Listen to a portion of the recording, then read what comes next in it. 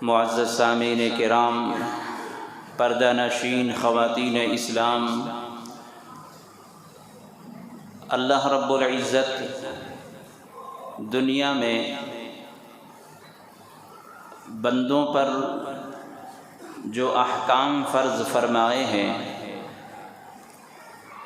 ان احکام میں سب سے اہم اور سب سے ضروری چیز ہے ایمان، جس کو کلمہ توحید کہا جاتا ہے۔ اسلام کی بنیاد 5 چیزوں پر ہے: نماز، روزہ، حج، زکوٰۃ اور توحید۔ توحید بیچ کا ستون ہے، باقی نماز، روزہ، حج یہ 4 کونوں کے 4 ستون ہیں۔ توحید کی اہمیت یوں سمجھیں کہ انسان کی ریڑھ کی ہڈی، انسان جو کھڑا ہے، انسان کا جو بدن اور جسم زمین پر چلتا پھرتا ہے، وہ ریڑھ کی ہڈی کی بنیاد پر چلتا پھرتا ہے۔ اگر ریڑھ کی ہڈی ٹوٹ جائے، ہاتھ پاؤں صحیح ہوں، ریڑھ کی ہڈی صحیح نہ ہو، ٹوٹ جائے تو وہ انسان چل پھر نہیں سکتا۔ اسی طرح اسلام کی عمارت اور بلڈنگ 4-5 ستونوں پر ہے۔ بیچ کا ستون جو ہے وہ توحید ہے، اور توحید کو ریڑھ کی ہڈی سمجھ لیں۔ ریڑھ کی ہڈی اگر صحیح ہے تو سارا جسم صحیح ہے، چل سکتا ہے، پھر سکتا ہے، زندہ رہ سکتا ہے۔ اور ریڑھ کی ہڈی نہیں ہے تو وہ ایک طرح سے زندہ لاش ہے، چل پھر نہیں سکتا۔ اسی طرح سے ایمان اور اسلام جو عمارت ہے وہ توحید کی ریڑھ کی ہڈی پر قائم ہے۔ 4 ستون نماز، روزے، حج، زکوٰۃ یہ اسی وقت کام کریں گے جب ریڑھ کی ہڈی صحیح رہے گی۔ ریڑھ کی ہڈی ٹوٹ گئی تو پھر نہ نماز کام دے گی، نہ روزہ، نہ حج، نہ زکوٰۃ۔ 1.25 لاکھ انبیاء علیہم السلام دنیا میں تشریف لائے۔ ہر نبی کی شریعت میں کچھ نہ کچھ تبدیلی ہوتی رہی، احکام بدلتے رہے، شریعتیں بھی بدلتی رہیں، لیکن 2 چیزیں ہمیشہ ہر شریعت میں باقی رکھی، نہیں بدلی۔ اللہ تعالیٰ نے ان 2 چیزوں کو ہمیشہ باقی رکھا۔ ایک ہے ایمان۔ کسی بھی نبی کی شریعت میں ایسا نہیں کہا گیا کہ میرے اس نبی کی شریعت میں میرے اوپر ایمان لانا فرض تھا، اب اس میں چھٹکارا ہے، ایمان لانا کوئی ضروری نہیں ہے۔ کسی بھی نبی کی شریعت میں ایسا نہیں کہا گیا۔ ہر نبی کی شریعت میں ایمان لازم تھا، فرض تھا۔ اسی لیے آپ نے سنا ہوگا کہ ہر نبی کا کلمہ لا الہ الا اللہ، اتنا ہر کلمہ ہر نبی کی شریعت میں یہی رہا۔ لا الہ الا اللہ اتنا ہر نبی کی شریعت میں رہا۔ محمد الرسول اللہ اس جگہ پر آدھے والے کلمے میں تبدیلی ہوتی رہی۔ لا الہ الا اللہ آدم صفی اللہ تھا، لا الہ الا اللہ ابراہیم خلیل اللہ تھا، لا الہ الا اللہ اسماعیل ذبیح اللہ تھا۔ تو آدھے کلمے میں، شروع کے آدھے کلمے میں کوئی تبدیلی نہیں ہوئی، اور ایمان اسی کا نام ہے۔ لا الہ الا اللہ، اللہ کے سوا کوئی عبادت کے لائق نہیں۔ اے اللہ، یہ پیشانی جھکے گی تو تمہارے سامنے جھکے گی۔ اے اللہ، سجدہ ہوگا تیرا سجدہ ہوگا، رکوع ہوگا تیرا ہوگا، تسبیح پڑھی جائے گی، تیری تسبیح پڑھی جائے گی، اولاد تجھی سے مانگی جائے گی، مدد تجھی سے مانگی جائے گی، بارش تجھی سے مانگی جائے گی، نفع نقصان تجھی سے مانگا جائے گا، خیر اور شر تیری ہی طرف سے آئے گی، آدھے کلمے میں کوئی تبدیلی نہیں۔ تو معلوم یہ ہوا کہ 1.25 لاکھ انبیاء علیہم السلام تشریف لائے، کسی بھی نبی کی شریعت میں ایمان کو ختم نہیں کیا گیا، ہمیشہ ایمان باقی رہا۔ تو اسی لیے ایمان کو باقی رکھا گیا کہ ایمان کے بغیر کوئی عمل کارگر نہیں ہے، کامیاب نہیں ہے۔ ایمان نہیں ہے، نماز پڑھو گے کوئی فائدہ نہیں، ایمان نہیں ہے، روزہ رکھو، حج کرو، زکوٰۃ ادا کرو، کوئی فائدہ نہیں۔ تو اسلام کی جو بنیاد ہے وہ توحید پر قائم ہے۔ توحید بہت قیمتی چیز ہے، ہمارے اور غیروں میں اسی توحید کی وجہ سے امتیاز ہوتا ہے، فرق ہوتا ہے۔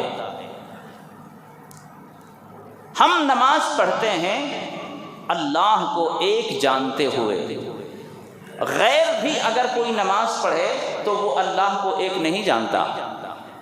غیر بھی نماز پڑھتے ہیں ہمیں دیکھ کر، غیر بھی روزہ رکھتے ہیں ایک ہمیں دیکھ کر، وہ بھی صدقہ کرتے ہیں، وہ بھی دان دیتے ہیں، مگر ان کے دل میں ایک اللہ کا عقیدہ نہیں ہوتا۔ اس فرق کو سمجھیں۔ تو بغیر توحید کے کوئی عبادت قبول نہیں ہے۔ وہ چلو تو غیر مسلم ہے، مسلمان اگر کوئی بندہ توحید اپنے اندر نہیں رکھتا، یعنی اللہ کو ایک جاننا، نفع نقصان کا مالک اللہ کو سمجھنا، اولاد اللہ دیتا ہے، بارش اللہ برساتا ہے، نفع نقصان اللہ کی طرف سے ہوتا ہے، خیر اور شر اللہ کی طرف سے آتی ہے، اگر یہ عقیدہ کسی مسلمان کا نہیں ہے تو پھر وہ مسلمان ہی نہیں ہے۔ تو غیر کی بات چھوڑ دیں، مسلمان کے اندر بھی اگر توحید میں کمی ہے تو پھر نہ اس کی نماز کارگر ہے، نہ روزہ اس کی کامیاب ہے، نہ نماز اس کی قیامت کے دن بخشش کا ذریعہ بنے گی۔ بغیر توحید کے ایمان نہیں۔ تو اللہ تبارک و تعالی نے پوری زندگی میں ہمارے لیے جس چیز کی حفاظت کا بہت زیادہ اہتمام کرنے کا حکم دیا ہے وہ ایمان ہے۔ ایمان کی حفاظت کرو، ایمان کو قائم رکھو، ایمان کو تازہ کرتے رہا کرو۔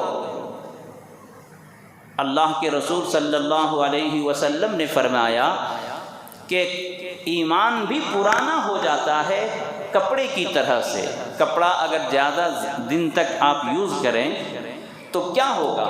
اس کا کلر پھیکا ہو جاتا ہے، گندا ہو جاتا ہے۔ ایمان بھی پرانا ہو جاتا ہے۔ نماز کے بارے میں نہیں فرمایا کہ نماز پرانی ہو جاتی ہے، اس کو قائم کرتے رہو، تازہ کرتے رہا کرو، نہیں، ایمان پرانا ہو جاتا ہے، ایمان کی تجدید کرتے رہا کرو۔ صحابہ نے پوچھا کہ ایمان کس طرح تازہ کریں؟ تو حضور صلی اللہ علیہ وسلم نے فرمایا اللہ کا ذکر زیادہ سے زیادہ کیا کرو۔ اللہ کا ذکر جتنا زیادہ کرو گے اتنا ہی تمہارا ایمان تازہ رہے گا۔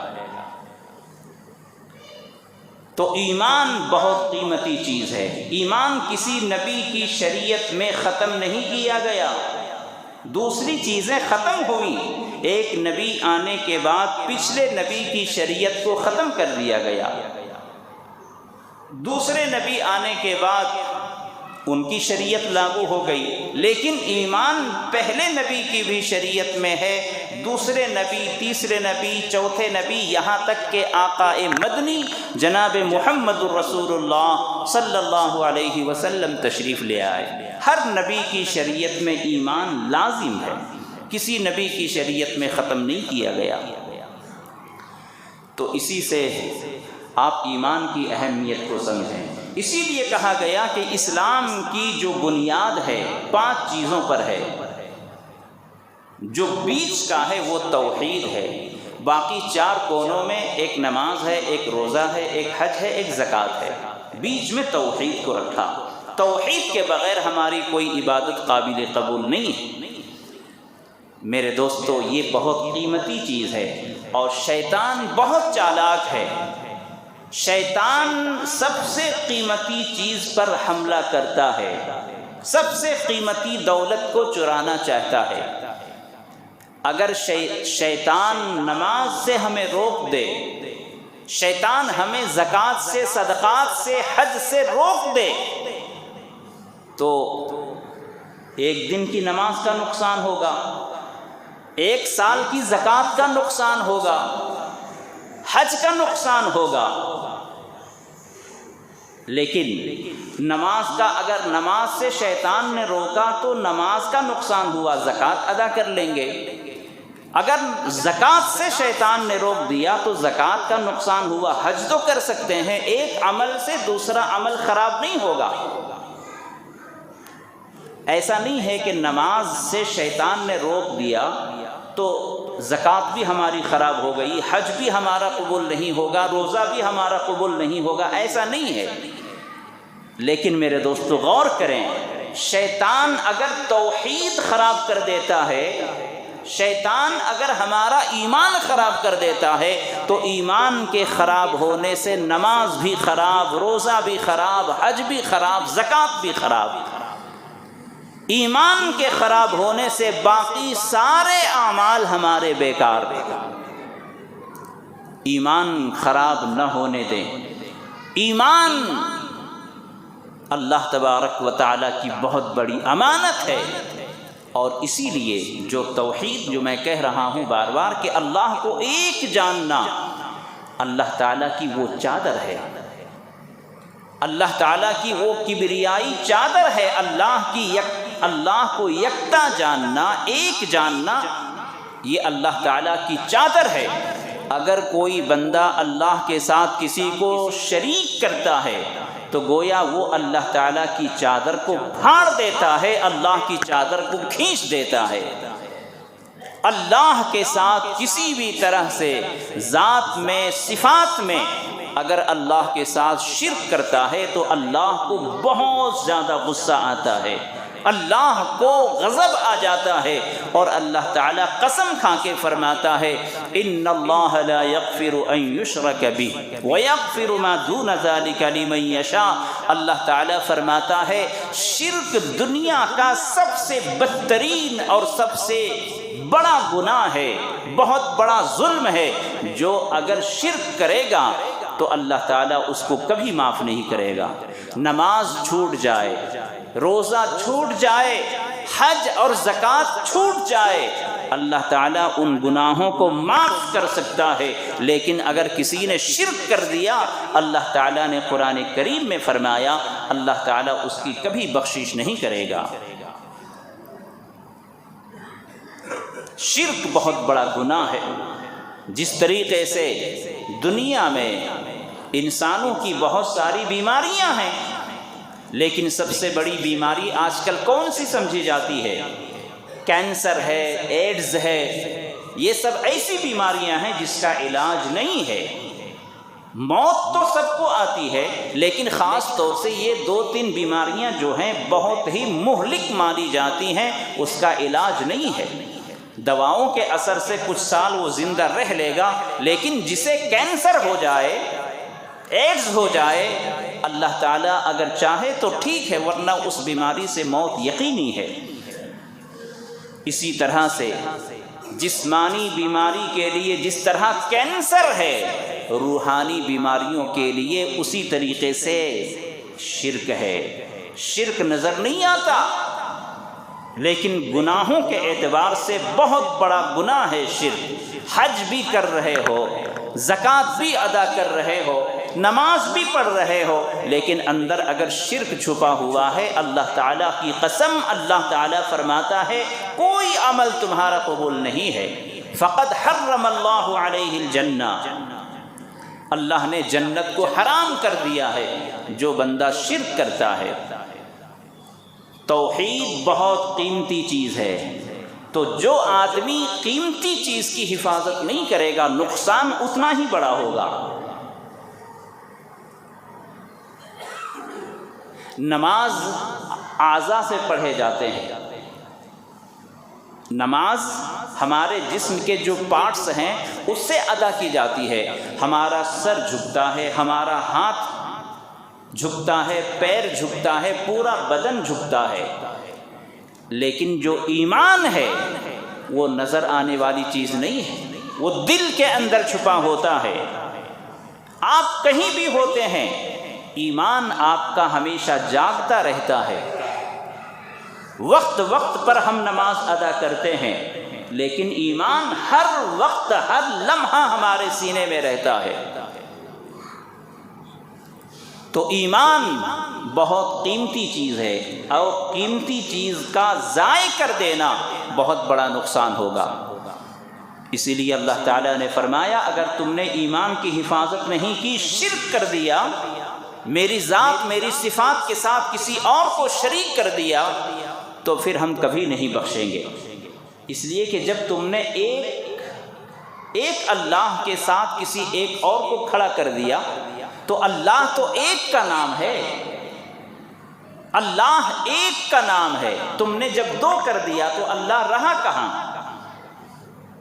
تو سب سے بڑا دشمن وہ ہے جو شرک کرتا ہے اللہ کے ساتھ، سب سے بڑا مقہور اور مغضوب وہ ہے جو اللہ کا کسی کو پارٹنر بناتا ہے۔ ہمارے اور غیروں کے درمیان میں یہی فرق ہے کہ ہم ایک اللہ والے ہیں اور وہ انیک معبود والے ہیں۔ ان کے ایک معبود نہیں ہے، ہمارا ایک معبود ہے۔ سجدہ ہوگا ایک کے لیے ہوگا، رکوع ہوگا ایک کے لیے ہوگا، تسبیح ہوگی ایک کے لیے ہوگی، طواف ہوگا ایک کے لیے ہوگا، اولاد کے لیے سر ایک کے سامنے جھکے گا، نفع نقصان ایک کے سامنے مانگا جائے گا۔ اگر ہم نے بھی اپنے دل میں دو کر لیا تو یقین جانے کہ ہمارے اور اس میں کوئی فرق نہیں ہے۔ اللہ تبارک و تعالی ہمیں توحید کی لذت کو، توحید کی قیمت کو ہمارے دلوں میں اتار دے، ورنہ میرے دوستو آج کل ہمارے ماحول میں، سماج میں بہت سارے ایسے کام ہوتے ہیں جو توحید کے خلاف ہیں۔ دیکھنے کے اعتبار سے، سمجھنے کے اعتبار سے بہت بڑا نقصان ہے اس عمل میں، لیکن ہم کیے جا رہے ہیں، کوئی ہمیں بتانے والا نہیں ہے، نہ ہم سمجھنے والے ہیں، بس لوگوں سے سنا سنا، لوگوں کو کرتا ہوا دیکھا، کسی نے کہہ دیا بس اس پر عمل شروع کر دیا۔ اپنی عقل کا استعمال کریں۔ اللہ نے جو عقل دی ہے، دنیا میں آپ نفع نقصان کو پہچانتے ہیں، اچھی اور بری چیز کو پہچانتے ہیں، تو دین میں آپ نفع نقصان، اچھے اور برے کی تمیز کیوں نہیں کر پاتے؟ اس لیے میرے دوستو دنیا کے اعتبار سے جیسے آپ چالاک ہیں، دین کے اعتبار سے بھی ہوشیار رہیں۔ ایسی ایسی باتیں شریعت کے نام پر چلا دی گئی ہیں، اندازہ ہوتا ہے کہ ابھی بھی ہم علم میں کتنے پیچھے ہیں، دین میں کتنے پیچھے ہیں۔ محرم الحرام کی آج 30 تاریخ ہے، اور کل صفر المظفر کی پہلی تاریخ ہے۔ صفر یہ محرم کے بعد دوسرا مہینہ ہے، اور اس مہینے کے اندر بھی اللہ تبارک و تعالی نے مظفر اس نام کے ساتھ مظفر لگا ہوا ہے۔ مظفر کے معنی بھی کامیابی کے ہیں۔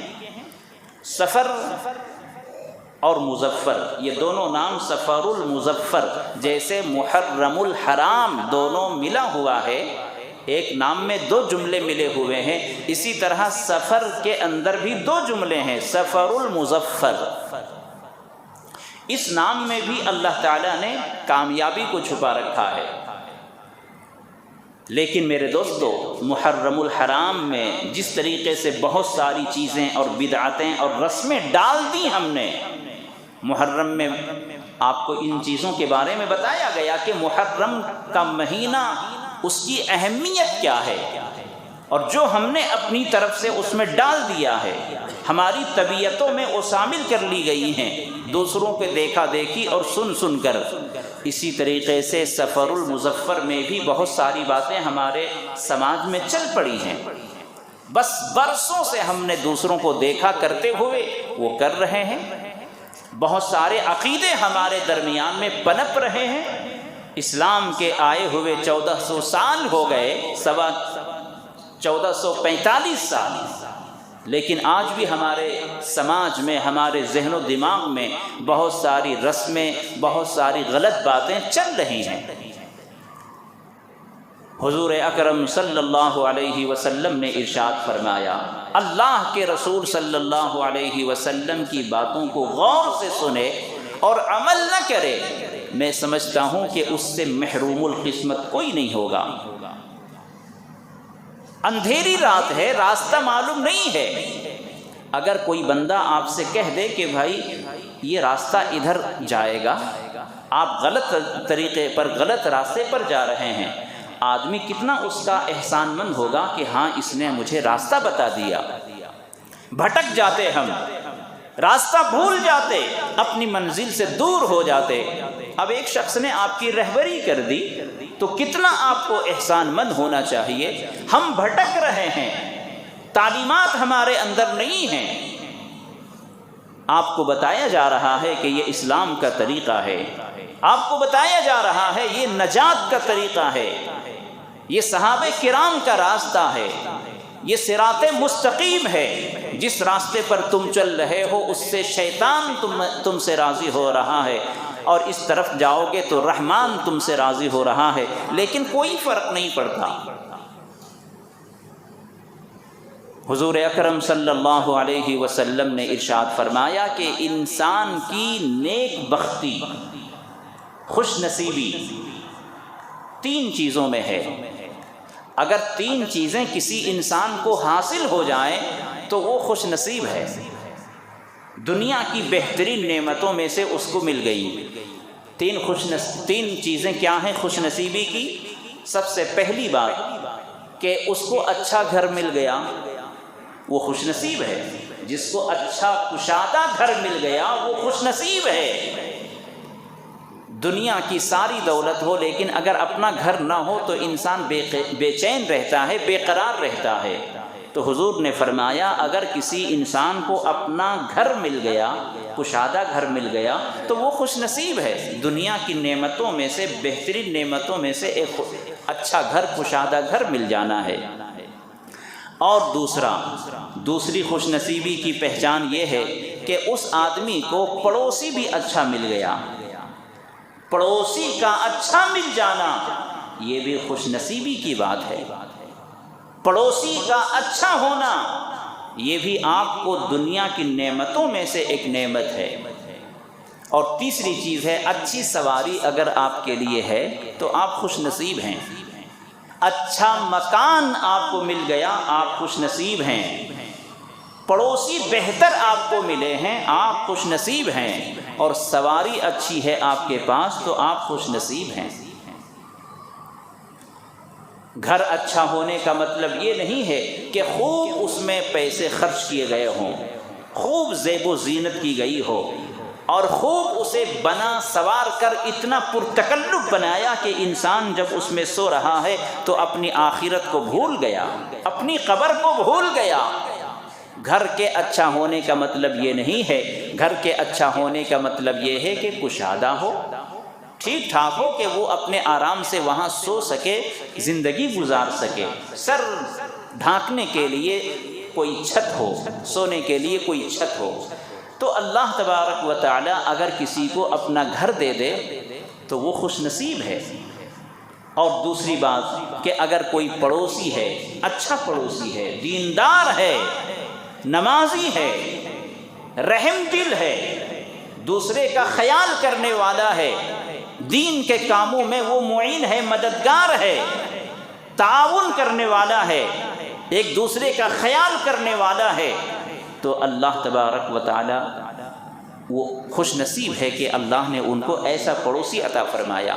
آج کل ہمارے ماحول میں پڑوس کا کوئی خیال نہیں کیا جاتا، پڑوس کے بارے میں سوچا بھی نہیں جاتا۔ حضور صلی اللہ علیہ وسلم نے ارشاد فرمایا کہ مجھے پڑوسی کے بارے میں اتنی تاکید کی گئی ہے، پڑوسی کے بارے میں اتنی تاکید کی گئی، اتنی باتیں بتائی گئیں، میں یہ سمجھنے لگا کہ کہیں اللہ تعالیٰ پڑوسی کو بھی وراثت میں حقدار نہ بنا دیا جائے، یعنی ہماری وراثت ہمارے بچوں کو جائے گی، لیکن پڑوسی کے بارے میں اتنی باتیں بتائی گئیں۔ حضور فرماتے ہیں حضرت جبریل اتنی مجھے باتیں بتاتے رہے، میں یہ سوچنے لگا کہ کہیں میری اولاد کی طرح پڑوسی بھی حقدار نہ بن جائے پراپرٹی اور وراثت کے۔ اتنی تاکید اور اتنی باتیں، یہاں تک کہہ دیا گیا میرے دوستو کہ اگر آپ ہر اعتبار سے ٹھیک ہیں، نمازی بھی ہیں، حاجی بھی ہیں، صدقہ خیرات بھی کرتے ہیں، ساری عبادتیں آپ کرتے ہیں، لیکن آپ کی وجہ سے پڑوس والے تکلیف میں رہتے ہیں، آپ کی تکلیف سے پڑوس والے ہمیشہ شکایت کرتے رہتے ہیں، آپ پیٹ بھر کر کھاتے ہیں، پڑوسی کو کھانا نہیں ملتا، وہ بھوکا سو رہا ہے، آپ کے ظلم سے وہ محفوظ نہیں ہے، تو آپ بذات خود کتنے ہی نمازی ہوں، کتنے ہی روزے دار ہوں، کتنے ہی حاجی ہوں، اللہ کے رسول فرماتے ہیں کہ وہ مومن نہیں ہے۔ پڑوسی کے بارے میں اتنا بتایا گیا کہ جب تک تم پڑوسی کا حق ادا نہ کرو تمہارا ایمان مکمل ہوگا ہی نہیں، چاہے تم تہجد پڑھتے ہو، چاہے تم ہر سال حج اور عمرے کرتے ہو، لیکن پڑوس کا خیال تم نے نہیں کیا، تمہارا ایمان نامکمل ہے۔ پڑوسی کو تم تکلیف پہنچاتے ہو، تمہارا ایمان مکمل نہیں ہے۔ آج کون خیال کر رہا ہے؟ بلکہ آپس میں پڑوسی ایسے ایک دوسرے سے لڑتے ہیں جیسے غیر مسلم ہوں ایک دوسرے سے۔ ہم مسلمان ہیں، وہ غیر مسلم ہے، غیر مسلم بھی ہے اگر پڑوسی تو اس کا بھی حق ہے۔ پڑوسی چاہے مسلمان ہو چاہے غیر ہو، پڑوسی کا جو حق ہے وہ اس کو ملنا چاہیے۔ حضرت ابو حمزہ سکری، حضرت ابو حمزہ سکری یا سکری دونوں پڑھا گیا ہے، ایک بہت بڑے علم والے محدث گزرے ہیں۔ حضرت ابو حمزہ سکری رحمۃ اللہ علیہ ایک زمانے میں مقروض ہو گئے، کسی سے انہوں نے قرضہ لیا ہوا تھا، تو انہوں نے سوچا کہ میرا مکان بڑا ہے، اتنے بڑے مکان کی ہمیں ضرورت نہیں ہے، تو کیوں نہ ایسا کروں کہ میں اس بڑے مکان کو فروخت کر دوں اور کوئی چھوٹا مکان لے لوں، اور جو پیسے میرے بچیں گے اس سے میں قرضہ ادا کر دوں گا اور میری اپنی ضرورت پوری کر لوں گا۔ ان کا خیال تھا۔ میں پہلے یہ بتا دوں کہ ان کے نام کے ساتھ سکری اور سکری جو ہے وہ کیوں ہے؟ سکری کا مطلب ہے نشہ۔ حضرت ابو حمزہ رحمۃ اللہ علیہ کے باتوں میں اتنی لذت تھی، اتنا نشہ تھا کہ جب آپ کسی سے بات کرتے تو آدمی جیسے نشے میں ہو جاتا، اتنی اچھی گفتگو ہوتی تھی۔ یہ ہے ابو حمزہ سکری۔ اور سکری جب بولیں گے تو سکر کا مطلب ہوتا ہے شکر، چینی۔ تو حضرت ابو حمزہ کی باتوں میں اتنی مٹھاس ہوتی تھی کہ جب آپ گفتگو کرتے تھے آدمی بڑی لذت سے سنا کرتا تھا، اتنے قیمتی آدمی تھے۔ ایک کہیں بھی آپ بات کرتے تو سب لوگ بہت محظوظ ہوا کرتے تھے اور سب آپ کی باتوں کو غور سے سنا کرتے تھے۔ تو جب انہوں نے یہ ارادہ کیا کہ میں اپنے بڑے مکان کو بیچ کر کوئی چھوٹا مکان لے لوں گا اور جو پیسے بچیں گے اپنی ضرورت پوری کر لوں گا، قرضہ ادا کر لوں گا، وہ ارادے سے وہ مکان بیچنا چاہتے تھے، لیکن محلے والوں کو پتہ چل گیا تو محلے والے پورے جمع ہو گئے اور کہا کہ حضرت ہم لوگوں نے کیا سنا، ہم لوگوں نے یہ سنا کہ آپ اس مکان کو بیچ رہے ہیں اور ہمارے ایریے کو، علاقے کو چھوڑ کر آپ کہیں اور جانا چاہ رہے ہیں۔ تمام علاقے والے، محلے والے جمع ہو کر بیک زبان سب کہنے لگے کہ خبردار آپ نے یہاں سے جانے کا ارادہ کیا، آپ کو یہاں سے نہیں جانا ہے، آپ کی وجہ سے اللہ کی بے شمار نعمتیں ہمیں مل رہی ہیں، آپ کو نہیں جانا ہے، باقی جو آپ کی پریشانی ہے ہم لوگ مل کر اس پریشانی کو دور کریں گے، ہم سارے لوگ آپ کو اتنا تعاون کریں گے، اتنا ہدیہ دیں گے کہ آپ کی ضرورت بھی پوری ہو جائے گی اور آپ کو یہ علاقہ چھوڑنا نہیں ہے۔ تو اگر کوئی آپ کو اچھا پڑوسی مل جاتا ہے، کوئی دیندار مل جاتا ہے، کوئی اللہ کا ولی مل جاتا ہے، کوئی پڑوسی تہجد گزار ملتا ہے، کوئی دیندار ملتا ہے، تو آپ اپنے آپ کو خوش نصیب سمجھیں۔ 3 چیزوں کو اللہ کے رسول نے فرمایا نا کہ یہ 3 چیزیں خوش نصیبوں کو ملتی ہیں، پہلا کشادہ گھر، دوسرا اچھا پڑوسی، اور تیسری چیز ہے سواری۔ اگر آپ کے پاس سواری بہترین ہے جو راستے میں نہ ٹھہرے، راستے میں نہ اٹکے، راستے میں نہ دھوکہ دے، اس زمانے میں اونٹ سے، گھوڑے سے سواری کی جاتی تھی، آج کل موٹر سائیکل ہے، تو سواری بہرحال کوئی بھی ہو اگر اچھی ہے، آپ کو ہاتھ نہیں دیتی، دھوکہ نہیں دیتی، تو وہ آپ کے لیے خوش نصیبی کی بات ہے۔ تو حضور صلی اللہ علیہ وسلم نے ان 3 چیزوں کو خوش نصیبی قرار دی ہے۔ تو حضرت ابو حمزہ سکری رحمۃ اللہ علیہ علاقے کو چھوڑنے والے تھے، لیکن پورے گاؤں والے جمع ہو گئے، نہیں آپ کو نہیں جانا ہے، جو پریشانی ہوگی ہم لوگ مل کر حل کریں گے۔ غرض یہ ہے میرے دوستو، جب پڑوسی آپ کو اچھا ملے اس کو گنوانا نہیں چاہیے، اس کو محفوظ رکھنا چاہیے، اس کا خیال رکھنا چاہیے، اس میں ثواب ہے۔ ایک دوسرے کا خیال رکھیں، لیکن عام طور پر آج کل ایسا دیکھا جا رہا ہے کہ گویا دونوں ایک دوسرے سے اجنبی ہیں، کوئی رواداری نہیں، کوئی نرمی نہیں، بلکہ ایک دوسرے سے تکلیف ہوتی رہتی ہے۔ کئی لوگ آ کر شکایت کرتے ہیں کہ حضرت ہمارے گھر میں، ہماری بلڈنگ میں، جو ہمارے پڑوس میں جس کا مکان ہے، ان کی وجہ سے بہت تکلیف ہوتی ہے۔ تلاوت اگر کوئی شروع کر دے تو دیکھو ادھر سے گانا بجنا شروع ہو جاتا ہے، راتوں میں اگر کبھی تہجد کے لیے یا عام نمازوں کے لیے، تسبیحات کے لیے اگر کھڑے ہو گئے، عام طور پر مستورات گھروں میں نماز پڑھتی ہیں، مرد حضرات آ جاتے ہیں لیکن مستورات گھروں میں نماز پڑھتی ہیں، عمر رسیدہ لوگ گھروں میں نماز پڑھتے ہیں، لیکن چند لوگوں کی وجہ سے پوری بلڈنگ کا ماحول ایسا خراب ہو جاتا ہے، لوگ عبادت چاہتے ہوئے بھی نہیں کر پاتے، اسی ایک منحوس کی وجہ سے جو فل ساؤنڈ میں گانا بجاتا ہے۔ ایک کم بخت تو خود نہیں پڑھتا، دوسرے گانا فل ساؤنڈ سے بجاتا ہے، پوری بلڈنگ میں آواز آتی رہتی ہے۔ جتنے لوگ نماز نہیں پڑھتے اس کی وجہ سے، یا جتنے لوگوں کی نماز خراب ہوتی ہے، ان تمام کا گناہ اس کم بخت کے سر پر تنہا جائے گا جو فل ساؤنڈ سے نمازوں سے روکتا ہے۔ اس لیے اس بات کو غور سے سنیں، اور اگر تمہارے اندر یہ عمل ہے تو اللہ کے واسطے توبہ کریں کہ ایک تو خود نماز نہیں پڑھتے، دوسرے تمہارے فل ساؤنڈ گانا بجانے کی وجہ سے کتنے گھروں میں نماز کی قضا ہو رہی ہے، نماز نہیں پڑھی جا رہی ہے، قرآن کی تلاوت نہیں ہو رہی ہے، بیمار لوگوں کی نیند میں خلل ہو رہا ہے، بچوں کی نیند میں خلل ہو رہا ہے، تمہاری وجہ سے ہو رہا ہے۔ پڑوسی کا حق ہے، یہ مت سوچو کہ ہم اپنے گھر میں جو چاہیں کریں، تمہارے پڑوس میں جو آدمی ہے اس کو تکلیف ہو رہی ہے۔ جب تم اپنے بچے کے لیے بہترین کھانا، بہترین کھانے کی چیزیں جب لے کر آتے ہو مارکیٹ سے، تو وہ بھی تو بتایا گیا ہے کہ اگر تمہیں اپنے پڑوس کو دینا ہے تب تو ظاہر کرو، لیکن اگر پڑوس کو نہیں دینا ہے تو کھانے کی چیزیں چھپا کر لاؤ، اور کھانے کے بعد اس کی پیکٹ، اس کے چھلکے وغیرہ چھپا کر ڈالو تاکہ تمہارے پڑوس کے بچوں کو پتہ نہ چلے، ورنہ ان کا دل روئے گا۔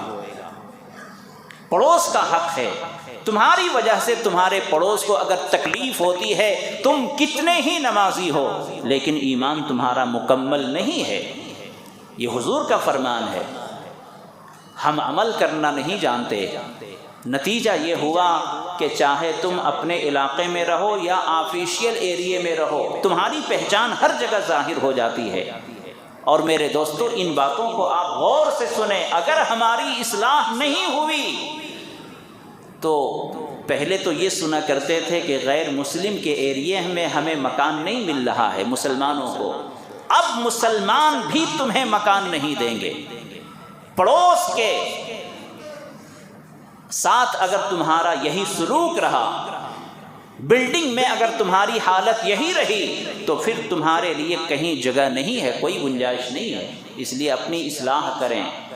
زیادہ آوارگی، زیادہ عیاشی اور زیادہ آزادی اچھی چیز نہیں ہے۔ ہم ہر جگہ پابند ہیں، سنت کے، شریعت کے احکام میں جکڑے ہوئے ہیں۔ جہاں تک اللہ نے ڈھیل دی ہے وہاں تک ہم جا سکتے ہیں، اس کے آگے اگر آپ گئے تو اللہ کی نافرمانی ہوگی، اللہ کی طرف سے پکڑ ہوگی۔ تو بہرحال اللہ کے رسول صلی اللہ علیہ وسلم نے فرمایا کہ 3 چیزوں میں خوش نصیبی ہے تمہارے لیے۔ بہترین مکان اگر ہے، کشادہ مکان ہے، وہ تمہارے لیے خوش نصیبی کی بات ہے۔ پڑوسی اگر اچھے مل گئے تو پڑوسی کا خیال کرو، وہ تمہارے لیے باعث ثواب ہے، تمہاری ذات سے ان کو تکلیف نہ پہنچے۔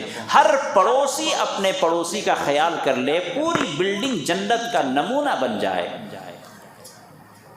اور تیسری چیز ہے، سواری اگر اچھی ہے تو اس کا خیال کرو، وہ اس کا بھی مینٹیننس کا خیال کرو۔ ایسا نہیں ہے کہ تم سواری اچھی ہے تو جیسے چاہو یوز کرو۔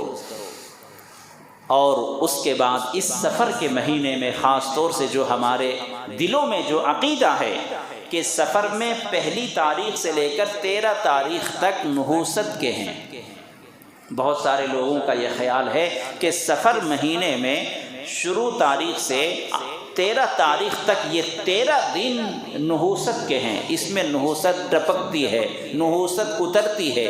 یہ تمہارے گھر کی باتیں ہیں، یہ تمہارے من کی باتیں ہیں، یہ نہ جانے تم نے کس سے سن لیا ہے۔ آج تک کسی معتبر عالم دین سے تم نہیں سنے ہوگے، کسی معتبر کتاب میں یہ بات نہیں لکھی ہے۔ حضور صلی اللہ علیہ وسلم کی احادیث کی کتابیں جتنی بھی ہیں، کسی کتاب میں یہ نہیں ہے کہ 1 تاریخ سے 13 تاریخ تک سفر میں نحوستیں ٹپکتی ہیں، بیماریاں اترتی ہیں۔ ہاں، اس کے بالکل الٹا لکھا ہوا ہے، منع کیا گیا ہے کہ یہ عقیدہ تمہارا رکھنا غلط ہے کہ سفر کے شروع کے 13 دنوں میں نحوست آتی ہے، منحوس دن ہے۔ یہ اس کا الٹا لکھا ہے کہ نحوست نہیں ہے، اور یہ زمانے جاہلیت سے لوگ ایسا سمجھتے تھے۔ حضور صلی اللہ علیہ وسلم نے تشریف لانے کے بعد ان ساری چیزوں کو کنڈم کیا اور منع فرمایا کہ زمانے جاہلیت کے رسم و رواج کو، ان کے غلط خیالات کو آج ہم اپنے پاؤں تلے روند رہے ہیں، ان کو نہ ماننا۔ لیکن آج تک ہم اس کو پکڑے ہوئے ہیں۔ بہت سارے مسلمان لوگ 13 تاریخ تک بہت ساری حرکتیں کرتے ہیں، نہ قرآن میں، نہ حدیث میں، نہ کسی معتبر عالم دین کی کتاب میں ہے۔ لا عدوى ولا طیارہ ولا سفرہ ولا حامہ، بالکل مینشن کر کے بتایا گیا ہے، نام لے کر بتایا گیا۔ حضور صلی اللہ علیہ وسلم نے 3 چیزوں کا ذکر کیا، لا عدوى ولا طیارہ ولا حامہ ولا سفرہ، یہ 4 چیزوں کا ذکر کیا گیا۔ اس میں سفر کا بھی ذکر ہے، ماہ سفر۔ بہت سے لوگ سمجھتے تھے زمانے جاہلیت میں کہ سفر کے مہینے میں شروع کے 13 دن میں نحوستیں اترتی ہیں۔ اللہ کے رسول نے نام لے کر منع کیا کہ سفر کے مہینے میں کوئی نحوست نہیں ہے، لیکن ہمارے دل و دماغ میں یہ بات اس وقت سے آئی ہوئی ہے۔ بہرحال میں اس سے پہلے بھی اس بات پر آپ کی توجہ دلا چکا ہوں کہ دیکھیے، کوئی وقت، کوئی دن، کوئی تاریخ منحوس نہیں ہے۔ جس دن کو تم نے ضائع کر دیا، گناہ میں گزار لیا، اللہ کی نافرمانی میں گزار لیا، وہ رات، وہ دن، وہ تاریخ، وہ لمحہ تمہارے لیے منحوس ہے۔ وہ دن، وہ رات، وہ لمحہ تمہارے لیے باعث گناہ ہے، باعث زحمت ہے، باعث عذاب ہے۔ اور جس رات کو، جس دن کو، جس تاریخ کو، جس لمحے کو نیک کام میں تم نے گزار لیا، وہ تمہارے لیے باعث راحت ہے، باعث رحمت ہے، باعث مغفرت ہے۔ بس یہی فارمولہ آپ سمجھ لیں۔